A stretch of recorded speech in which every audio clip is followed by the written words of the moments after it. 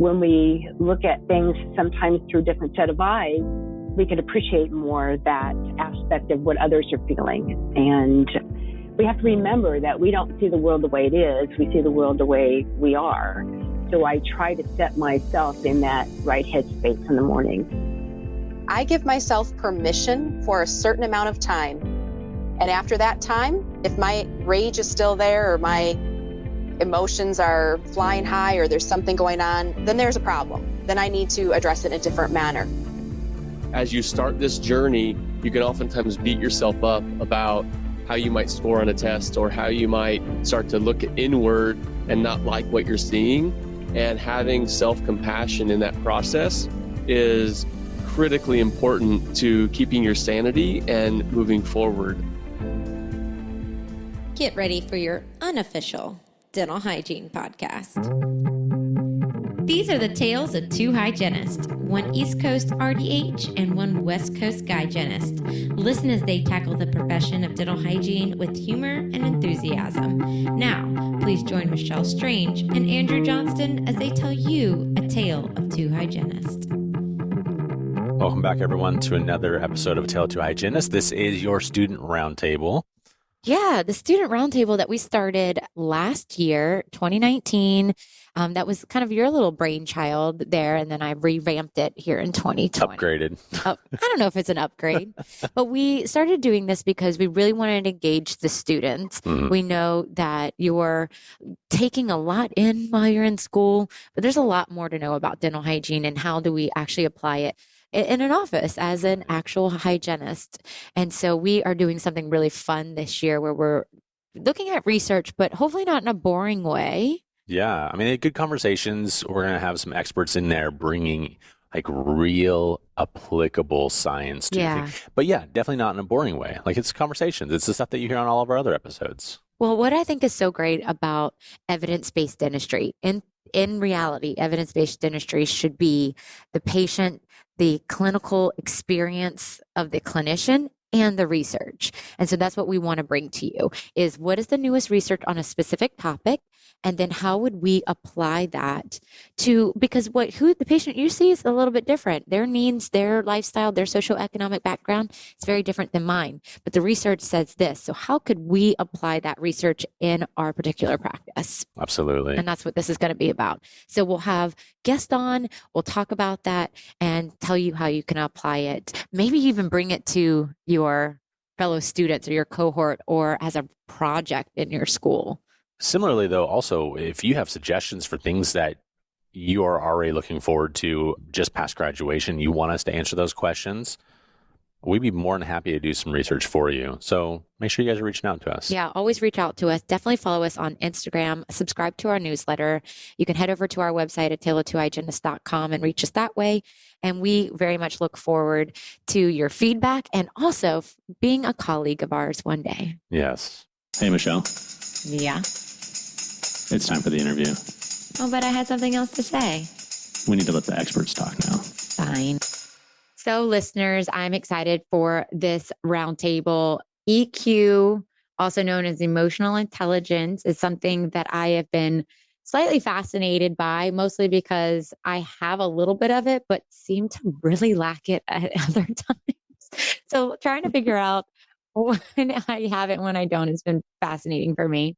And so I have 3 guests on today who all have a love for emotional intelligence. We have Corey, Jason, and Kathi on. Corey, I'd love for you to start with introducing yourself, and then we'll go with Jason and then Kathi. Sure. Thanks for having me, Michelle. I appreciate it. As usual, it's always great to talk to you, and your audience is always awesome. So I'm the owner of Custom Dental Solutions, and our business caters to private practice owners looking to develop culture in their practice to take it to the next level. And so when you approached me about the topic of emotional intelligence, this was a great topic because we work daily with teams in this particular regard. And what drew me to this was probably a personal journey first, and then really as I help my owners find the right people to help their businesses move forward, looking for those different tips and pieces in a personality and in behavior that really will help grow their business. I do a couple different lectures on emotional intelligence within dentistry and outside of dentistry, and really do some private coaching as well with people on this particular topic. So it's fascinating, like you mentioned, and it's also really interesting to be able to grow this part of someone's personality. That's great. Thank you. Jason? Hello, and it's great to be back. I am a general dentist in Southern Illinois. I do that most of the time. I'm also the co-owner of a new-ish business called Inspero, and we are doing strategic planning, emotional intelligence workshops, and some stuff on new patient experiences and how to bring people and patients into a practice. My involvement with the EI part of that is that a few years ago, I'd been reading about it, thinking reading about it was sufficient, and so avoided courses in it, thinking I didn't want to do that because they're going to have role playing, and I hate role playing, and so I'll just skip those workshops. I finally went to the workshop in 2018, and it was fantastic. This was before I was a co-owner of the business and was simply trying to get a feel for what the business we were buying was doing. This may be more information than needed, but I was really interested in the strategic planning side of the business and had a lot of experience with that. And so was really involved because of that, but needed to know more about the other aspects of the business, therefore took the EI workshop. And in doing so, found that it was fantastic. There was so much good information to learn for myself, for my personal relationships, for my office relationships, and for my patient relationships that I was blown away and just really completely sealed the deal for me getting more and more involved. And so now I am helping to co-teach. We teach these workshops in teams of 2 to 4 people. And so you get kind of a variety of experiences, because I think that everyone has kind of their own take on it. And that's important to see different people's interpretations. So now I'm helping to teach some of this stuff and find that it is applicable for everybody in some fashion. So I'm excited to talk about it and see the different points of view and help people along the way. That's great. I do remember when you went to that course. I was like, oh, look at Jason going to that. Okay, Kathi, how about you? Welcome. Hi. Thank you for having me. Yes, Kathi Carlson. I have been in dentistry for quite some time, and I just kind of organically started growing my curiosity with emotional intelligence in the business of dentistry in general. I'm a lover of books. So I was in back in the, I'm going to say mid 70s, was wandering around in the bookstore and saw this interesting book in the business area called Working with Emotional Intelligence. And it was written by Daniel Coleman. And I think it was in the 90s. Yeah, it was back in the 90s. I was looking at this book, and it really resonated with me. And so I picked it up, I read it, and I thought, wow, this just makes sense to me. And I was really picking up on what Jason was saying about some of the experiences that he'd had and where he had seen his career going. And I just believe that we train ourselves to be very clinically oriented, and we forget that sometimes there's this person that's, on the other end of this receiving energy that we're having at the chair. So it's fun to hear the rest of you speak about this, because I believe that we all have something to bring to the table. And Corey, your programs on emotional intelligence are something that I have dived into in the last couple of years as well. And I'm sure that you probably feel that it strikes people. So that's kind of my journey. It's really not been, I haven't got exposed a lot to it through John Maxwell as well. So I just believe that it's an important part of what we do on a daily, weekly basis with relationships. And it's not really so much about communication, but more about connection. So I think emotional intelligence is the way for us to get to that point. We need more of it in our world today. So I'm really glad we're having this conversation. So I'm excited to hear what each one of you has brought. Let's say you want to start with Jason, Corey, Kathy, or is there anybody that wants to go first particularly? No? Good? All right, Jason, take it away. So in looking for what to bring to this, I was debating with myself what to do with that, how to do it, and whether or not I should try to bring something from PubMed or somewhere else. And then an article popped up in my email like last week, and it's from positivepsychology.com. It's a really nice overview of emotional intelligence skills and how to develop them. So it's quite comprehensive, and I would say it's a pretty solid like half-hour read. It's got a little quiz involved. It's a really interesting thing, and I'll share the link with you, Michelle, so you can post it wherever you want to post it. But it gets into the history of emotional intelligence and does something that I had not seen before, and it approaches it from the psychology perspective as well as the business perspective. So I was initially only familiar with a lot of Goleman's work, and because he deals with business and leadership, that really is where we often find ourselves as dentists or hygienists or assistants or any kind of leadership role in the practice. You're going to lean that direction. But according to this article, the term was initially coined by two psychologists, and basically they said it was the emotionally intelligent person is skilled in 4 areas: identifying emotions, using emotions, understanding emotions, and regulating emotions. I think as we go along, we'll see how that has been expanded over the years and how it's been brought into different fields in slightly different ways. They talk about the idea of emotional intelligence as a soft skill versus a hard skill. So this isn't like cutting a hole in a tooth or cleaning tartar off of a tooth. It's that we're interacting with somebody on a psychological or emotional basis, and therefore ends up being really difficult to study when emotions are involved. So they touch a little bit on that in the article, and then get into more definitive breakdown of what emotional intelligence is, from self-management and how we perceive emotions and then manage them and understand them, to how we then utilize them going forward for ourselves as well as our interactions with others. And then it gets expanded further in 2006 by a researcher named Reuven Bar-On, and he has a 5-category breakdown. So you have self-awareness and self-expression. That's number 1. You have social awareness and interpersonal relationships as number 2. You have emotional management and regulation as number 3. Change management as number 4, and then self-motivation as number 5.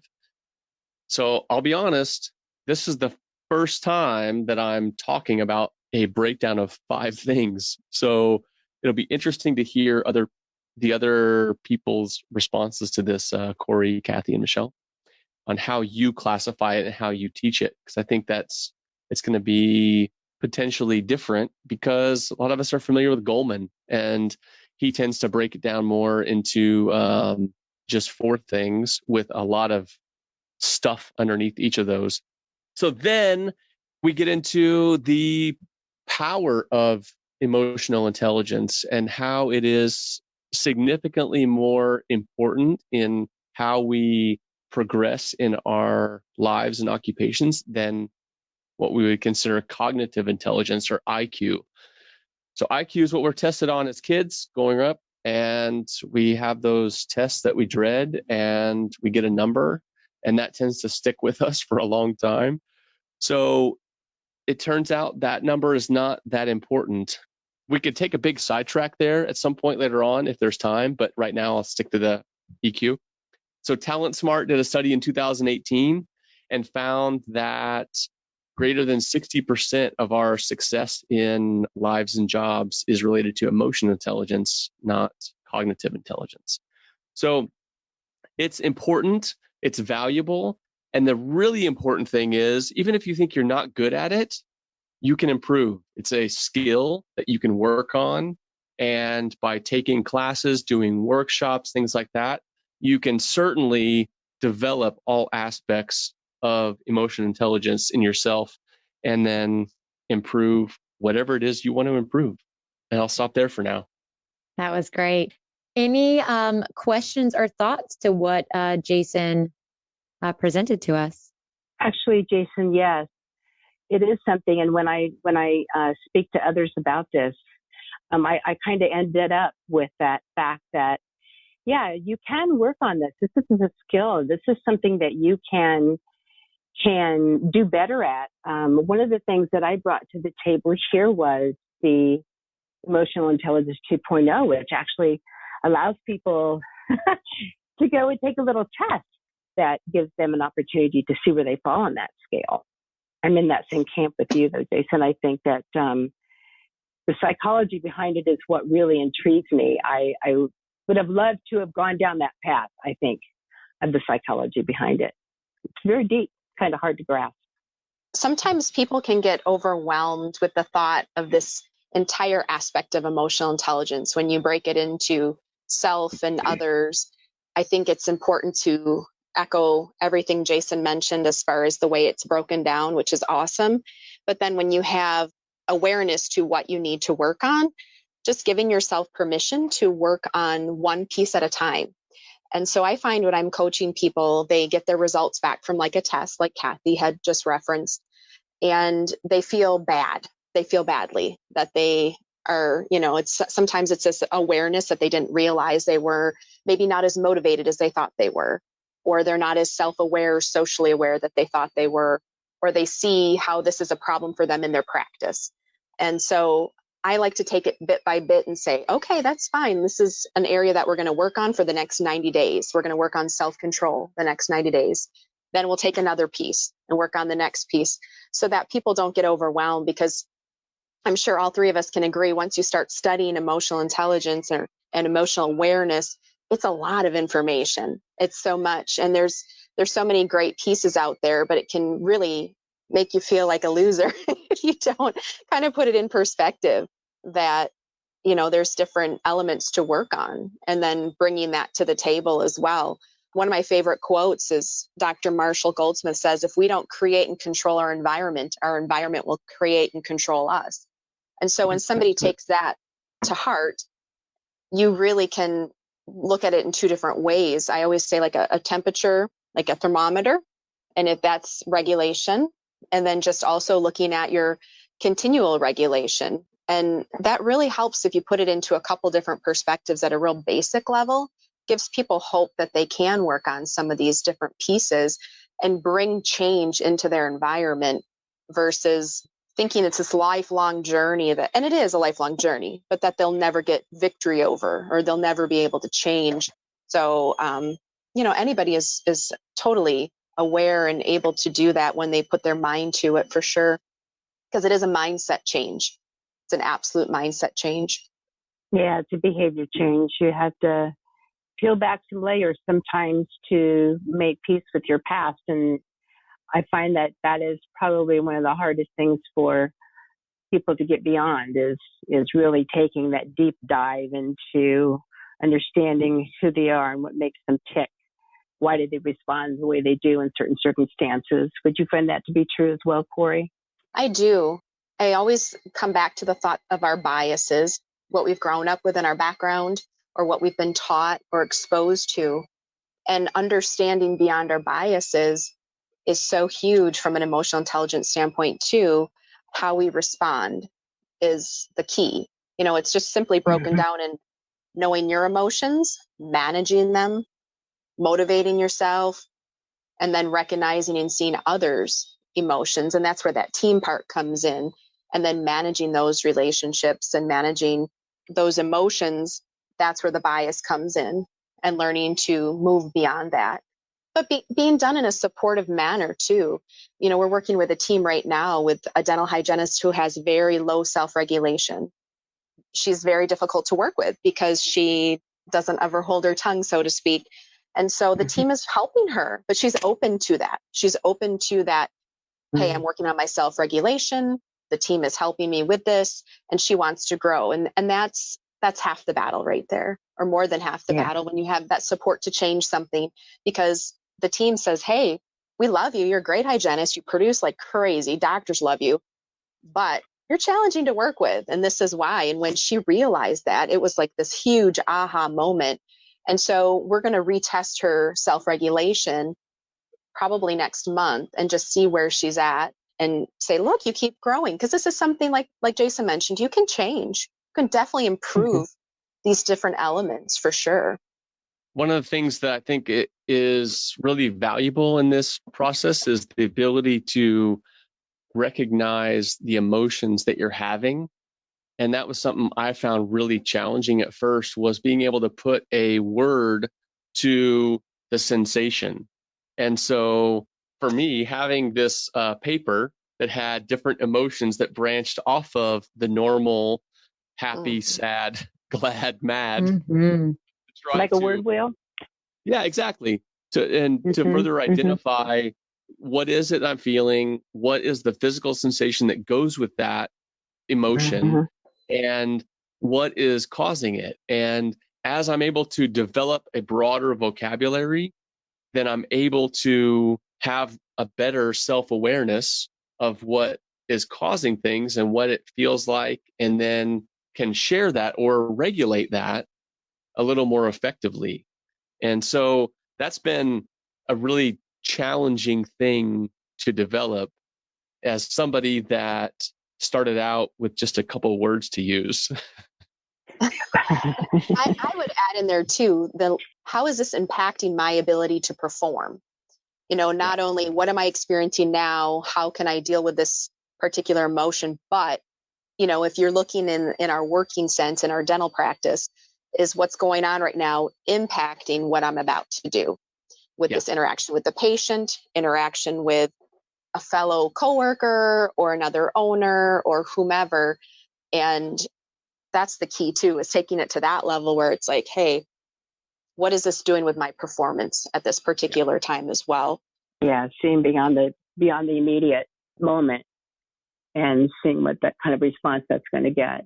That's so very true, because emotions, when we let them sit in our body, they have an effect on us. And so if we can't learn how to regulate and redirect and handle our own emotions, how can we help others around us do the same? So I think first, and foremost, the thing that has to be done is really, finding out where you sit in this whole big picture of how your beliefs and your emotions and your behaviors affect the people around you, and really being open and identifying with that. It's not as easy as people think. We often think about our children and the peer pressure they have as teenagers or young people.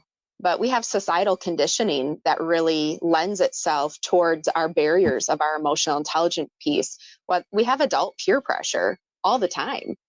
And the pressure, especially, we constitute it with social media, we constitute it with the work environment that we're in, and then just the natural brain waves of it's easier to choose pleasure and easy to choose convenience over something that takes work.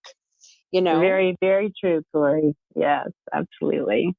So you brought up a word wheel. And Jason, I actually, in my coaching sessions, I was asked to identify the feeling. And I was like, all I got is kind of happy, sad, and frustrated. Like, that's all I have. So I printed out like this 5-page document with all the emotions. And I feel like I need to go look for this word wheel, because that has been a struggle for me, is like to identify what it is. And also being okay that anger is not a bad emotion. It's more about getting curious about why you're getting that emotion. And oh, look, word wheel. All right. I'm going to print that out. I'm going to find it so that I can identify, like you said, the sensation, the whatever it is that's happening in my head, the thought that's creating the emotion, or whatever that direction is. I'm always going to confuse. And but it's probably the best thing that I've done. Because, and I just want to finish just quickly, sorry, this thought, because I forget it if I don't. But what I have learned about my emotions as a healthcare provider is that I was projecting them on my patients more often than I had ever realized. And that is a very slippery slope, I think, when you're a healthcare provider treating a population, because your biases really get in the way. And so when I get that uncomfortable, icky feeling about something, maybe it's giving a treatment plan, or I don't know, maybe they said something that made me super uncomfortable because I was like, oh, that seems weird. Like, get okay with that and remember that I'm a healthcare provider and I have to move. I have to be able to move past that. Yeah. Dan Siegel is a neuroscientist that I think he focuses on pediatric stuff, but also teaches to all types of people. So he does a guided imagery that he calls the Wheel of Awareness. And it basically takes you through a process of, what am I sensing in my body right now? So what is my heart rate? Am I sweating or not sweating? What is my stomach doing? What are my legs doing? What are my bowels doing? And as you go through that whole process, especially as you do it multiple times, you learn to get a little bit more in touch with the things your body is experiencing that can be in response to patient interactions like you just described, Michelle, or interactions with your team or whatever. And to say, okay, my heart is beating like crazy right now. Why is that happening? And is it because I'm nervous or excited or angry or what? And tying that stuff together can be really valuable in then trying to manage it. And so the more awareness you have, the better you can start to manage and then alter those interactions to your benefit or to your. This is a great conversation. I am digging it. It's awareness, and it's something that we don't put a lot of emphasis on. Like you mentioned, we put a lot more emphasis on that IQ, that number, that test, and not the control of our emotions and our own self-awareness. So, Corey, what did you bring for us tonight?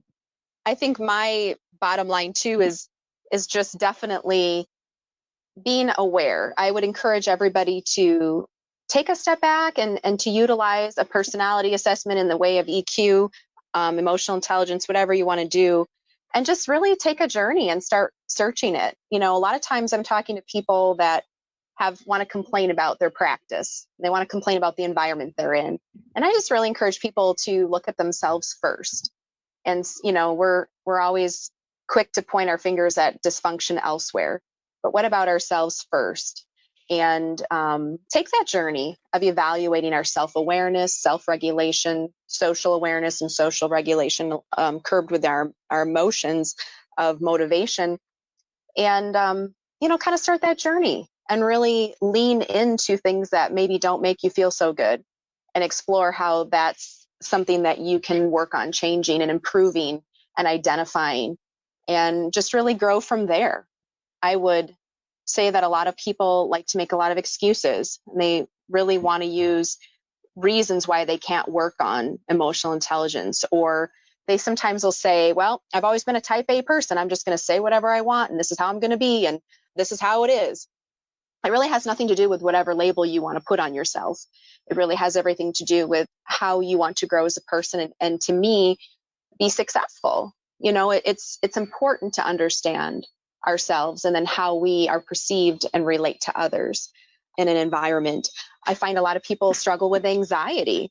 And this to me is one of the key components to anxiety, is really, again, understanding your awareness and who you are in the circle of it all, and just being at peace with who you're created to be. Rejoice in who you were created to be. And then also be aware. You know, I know what I struggle with, and it's something that I'm open with my team, and I appreciate their support. One thing that I think is really important, maybe for some of us that are a little bit more emotional, or a little bit more higher on that scale of no poker face, putting all of our emotions on our sleeve, is one key that I would tell people is to have a good person in your life who has no emotional connection to what you need to share with them. So, you know, you want to do logic over emotion when it comes to decisions or situations that come into place that you just need some guidance on. And so for me, that's my spouse. And, it provides that logical, wait 24 hours kind of common sense rule. How are we going to address it moving forward? It's great to have those dialogues with people who are going to look at it from a different perspective too. And identifying the triggers. I think that's another big one as well, is identifying the triggers in your environment, in your personal life, and either evaluating if those triggers can be eliminated, or if you, again, need to lean into those triggers and address it in a different way. So for instance, if there's somebody that is continually pushing your buttons at work, what can you do to eliminate that emotion? Or I guess I'm so harsh to say sometimes if that is such a huge issue, then we need to not work with that person anymore. And being okay with getting rid of toxic people in our lives, whether it's a personal relationship or a professional relationship, because there's only so much strength that, I don't know, maybe Jason and Kathy, maybe you would disagree with me. There's only so much adapting one person can do all the time before you're. Well, there's only so much adapting one person should do. I think we teach people how to treat us. So, yes. Yeah, you're absolutely right. Toxicity in relationships is something that has to go by the wayside if you want to grow. I have a question about something that you just said as far as toxic people. And I want to make sure that I am not labeling people that are toxic to me, but might not be toxic to other people. Does that make sense? Like just because they trigger me, I believe their behavior is not good for me. I mean, am I being right in saying that not everyone is toxic? They might have toxic behavior for me. Correct. That to me is more of a personality situation too, where, there are people you're simply not going to connect with, or you're just going to be seeing black and they're going to be seeing white. That's where, again, emotional intelligence comes in to say, to me, toxicity is something where, okay, do we have some disagreements at work? That's one thing. Or toxicity where it's things that potentially are harmful in my life, creating me to not sleep at night, or creating me to not eat properly, not take care of myself properly, some of those types of things. So I guess for me, toxicity is more of an extreme versus a dislike for somebody that rubs me the wrong way. But I also don't think that you should continually be in an environment with someone who continues to rub you the wrong way without that mutual awareness that you're rubbed the wrong way, and communication that, hey, look, you see black, I see white. You can't get through it with coaching or just general conversations. Then it is time to part ways because it's not the right connection or the right relationship. But you're right. It doesn't mean that they're the wrong person for anybody else. It just means they're not the right person for you. And I think we all have friendships maybe like that, or we've been in working relationships. I can speak from a hygienist standpoint. I've worked for doctors that aren't the right fit for me, or vice versa. And it's better to just professionally shake hands and say, we're parting ways, because everybody's at a different place in their journey. Some people are excited about EQ, like the four of us tonight, and there's a ton of people that are not. And they're not interested. You're absolutely. They're not interested in growing. That's true. And Yeah, they're not interested in anything else. And so then it is time to just shake hands and move on. And don't you think too, Corey, that it's because it makes them uncomfortable to talk about emotions? Yes. Not everybody is comfortable about that. And there's something lying underneath the surface that in their worldview or their culture that they grew up in, or behavior, or some kind of belief system that triggers that. So yes. Each comes to the plate by themselves. I think that you really can't begin this journey until you want to begin this journey, because Absolutely. it stirs up those emotions, and it stirs up those things that we have to look in the mirror and have hard conversations with the three of yourselves, me, myself, and I. Sometimes you just got to really have some difficult conversations that no one else can really have with you. And then you have to bury that and move forward, right? That's how we grow, right? Is by learning that's what life brings us, is contrast, so that we can determine what we like and what we don't like, and gravitate towards those things that we do like. and it will show up for you. It, you know, it really, really will. So in response to your question, Michelle, I agree with you. I think that there are relationships out there that may not sit well with you and don't resonate within you for whatever reason. There is nothing wrong with respecting that and keeping your distance from that relationship. But I personally don't want that to taint anybody else's perception of what that person might be able to offer them. Just because I may have a difference of opinion doesn't mean others will. So I think each person should be allowed the opportunity to have their own encounter based on their own feelings and emotions at the time. That's so true. So Kat, Corey, go ahead, Jason. Yeah. Well, I wanted to just give Corey a compliment. She brought up 4 different things there that could all be their own episodes. Like, agreed.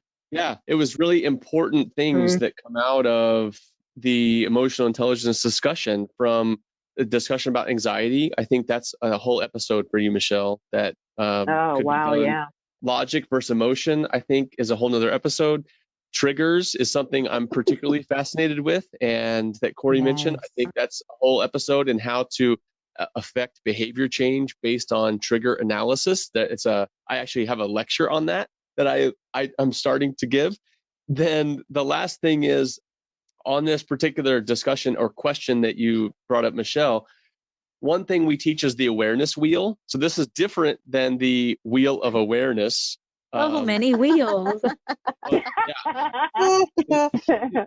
Awareness. So this is just a logical way to go through an emotional discussion, so that you're trying to take any accusatory emotion out of the conversation. And so it is like a formal little wheel you go around, and you talk about just a specific instance that happened, and you get agreement upon the facts of the situation.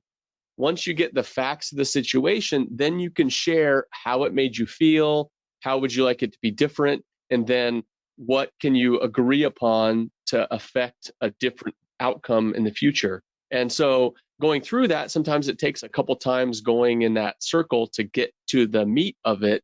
But if you can do that with somebody, you can affect real positive change. And if you find that you can't get through that wheel with somebody, then it gets to that where maybe you need to not be with that person in some way.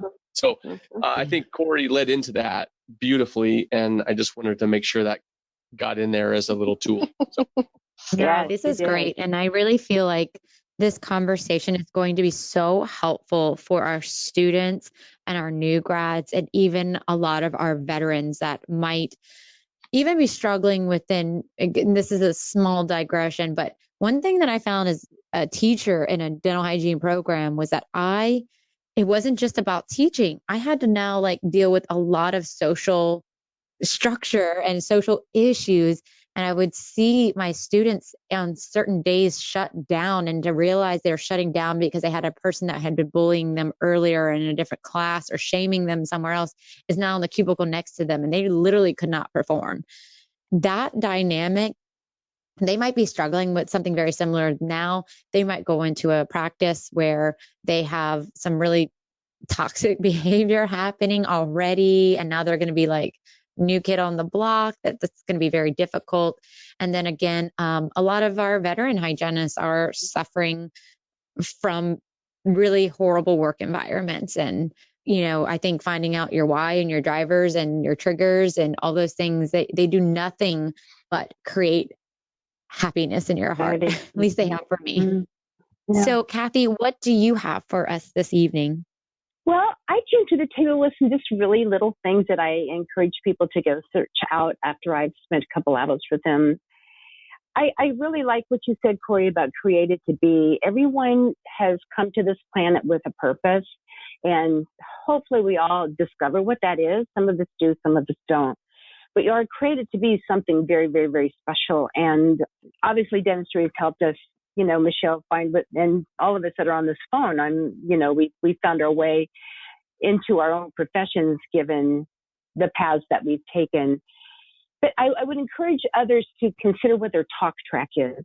When you get into situations that are uncomfortable or your emotions are having their way with you, we really create those emotions based on the anxiety, based on the triggers, based on all those things that Corey was speaking about and others.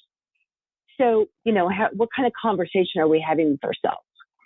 Is it positive? Is it negative? Because we really only have two feelings, those that feel good and those that feel bad. So if we're not feeling good about what we're saying to ourselves, sometimes we're our own worst critic. And really, sometimes we are our only friend as well. Does that make sense? If we can't be our own best friend, it's hard to ask others to befriend us. And I encourage people to take a time, preferably, before you start your day, some people call it prayer, some people call it meditation, some people call it power walking, whatever it is where you can clear your mind and give yourself an opportunity to get yourself in a headspace that allows you to see those positive aspects that are happening for you throughout your day, because not everything that happens to us is on the negative. I think it's difficult sometimes to see the yin and the yang of what's in front of us, but my dad always used to say, no matter how flat the pancake, there's always another side. And that's true. So when we look at things sometimes through a different set of eyes, we can appreciate more that aspect of what others are feeling. And we have to remember that we don't see the world the way it is. We see the world the way we are. So I try to set myself in that right headspace in the morning. So I try to meditate for 15 minutes. And sometimes it's difficult, but it does give me that opportunity to clear my head. And I encourage others to give it a try. Give it 30 days. Give it 30 days. Then I often offer the book Strength Finders. I'm sure probably Jason's probably read it. I'm sure probably Corey's read it. I like to see people read that book first because it talks about strength. It doesn't talk about where we lack in the way of emotions. It tells us what our strengths are. So we're approaching the journey from a positive aspect.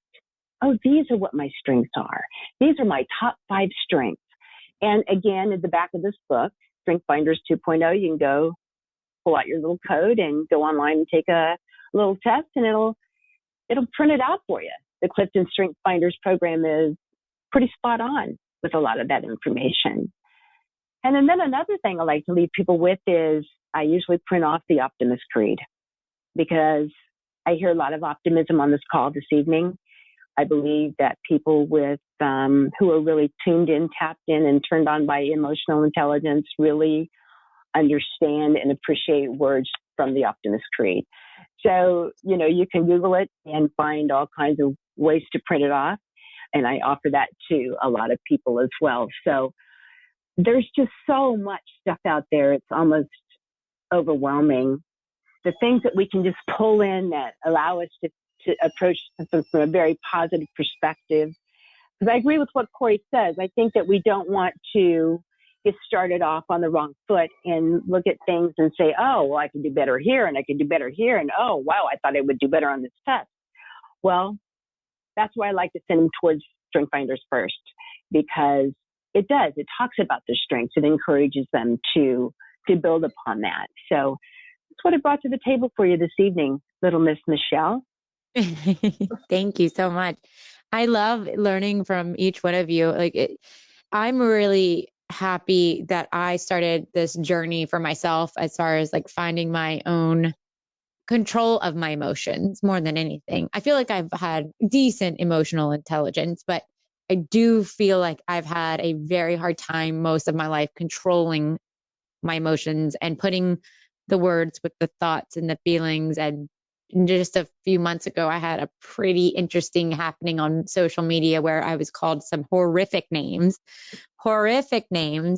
And I think, if this had happened 5 years ago, I would have probably gone head to head to battle in a forum with tens of thousands of people with this person. And instead I had to sit back, go it was about an article I wrote too. And I'm like, could I have had a different perspective? Was I maybe in the wrong? Is there a little truth to this? And also, instead of finding the anger and the frustration, find a little empathy for somebody who's going to call somebody some of those names on a social media forum. They must be going through a hard time in life.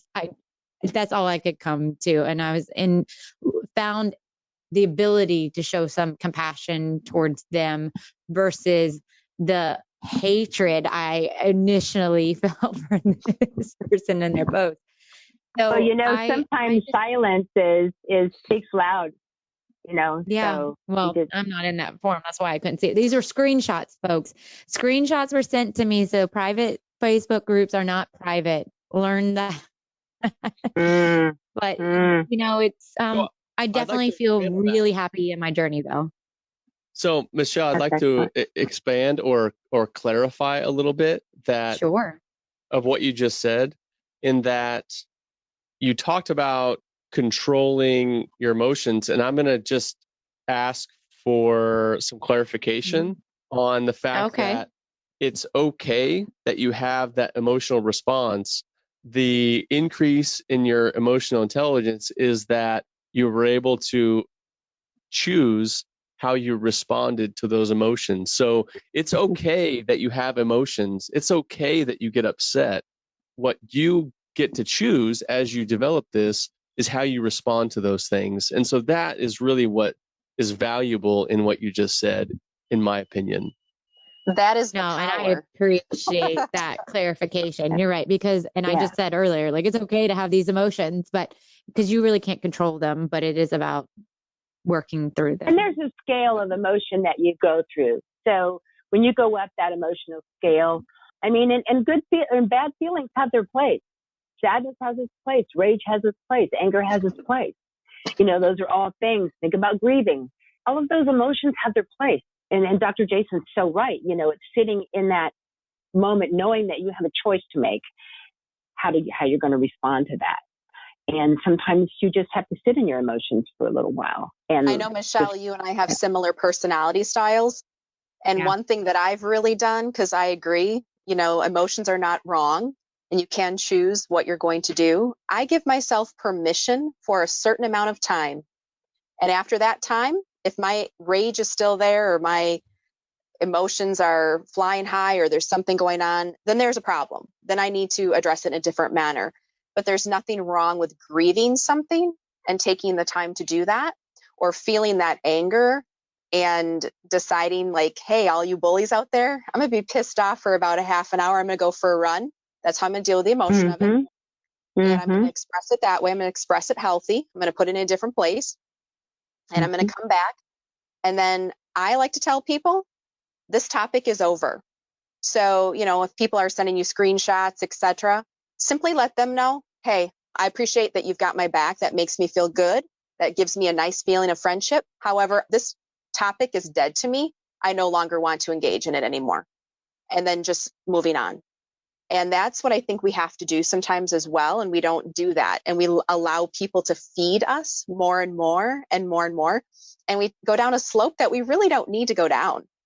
I've done that a few times where, again, people, just like your situation, they have your back and they really want to, show you that they're on your side and they're feeding you emotion, what's going on. And I let people know, look, I gave myself a half an hour on this topic. I'm done with it. We're moving on. I don't need to know anything else. Thank you. Thank you. No, that's good advice.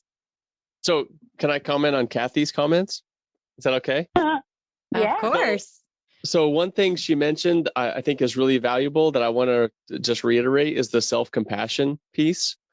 She didn't use the word self-compassion, but I'm using the word self-compassion because I just took an online course from a woman named Tara Brach, B-R-A-C-H, and she has a book and online courses on self-compassion that I think are really powerful and important for us, especially as I think it was mentioned earlier. I don't remember if it was Kathy or Corey that mentioned that as you start this journey, you can oftentimes beat yourself up about how you might score on a test or how you might start to look inward and not like what you're seeing.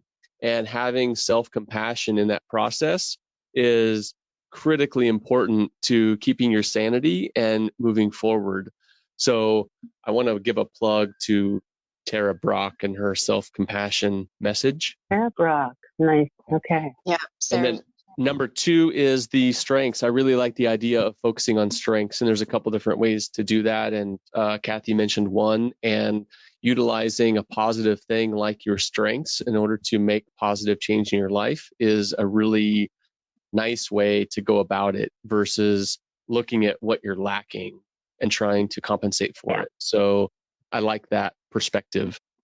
So thanks, Kathi. Thank you for that. Thank you for that. This has all been so great. I have no doubt. I mean, I would probably listen to this a few times as I do a lot of my podcasts. Even though I was here for it, I have to listen to it again because there's just so many great takeaways. I would also love for each one of you to give maybe some contact information, or if they have questions, like a website or anything that they can find you guys. Corey, what about you? So our office email is probably the best way for anyone to reach us with any other information. If they want to take an EQ or they want to talk about EQ, please reach out to us at office@customdentalsolutions.com. And one of our team members would be happy to help them with whatever questions they have, or if they'd like to take an assessment, we can give you some information through that. And our website obviously is customdentalsolutions.com as well. And we're on all the social media outlets, and we love to connect with anybody who's interested in growing. So hope to hear from you. Jason? Yeah, I have one parting message, and that is that stress plus rest equals growth. And so this is another area that you're going to have to stress yourself a little bit and then rest so that you can grow. And if you want to reach me, you can email Jason at inspiroteam.com. That's INSPERO team.com. The website is the same, inspiroteam.com, for more info on what we do, what we teach, etc. And Kathi? I think the best way to find out the benefits of working maybe with me would be, because the website's really good. The website's up and running, the Implant Consortium.com. But the best way to reach me would be Kathi at the Implant Consortium.com to see how we can benefit working together and moving forward in different things that we might be able to offer. So thank you for that, Michelle. Great. Of course. And all of this information will be in our show notes for everyone. And I really thank you guys for your time and coming on and spending an hour with me and giving your expertise to our audience. It's the best. Thank you. Well, thank you for having me, Michelle. It was nice to meet you, Corey, and you as well, Jason. We hope you guys enjoyed this roundtable. Thank you to our guest for bringing all their advice and their research that they found for us. And again, follow us on Instagram, follow us on Facebook. You can always go to our website at tell2hygienist.com. We would love your feedback. And don't forget to share this episode and rate and review us on any of your listening apps. Thanks, everyone. Bye, y'all.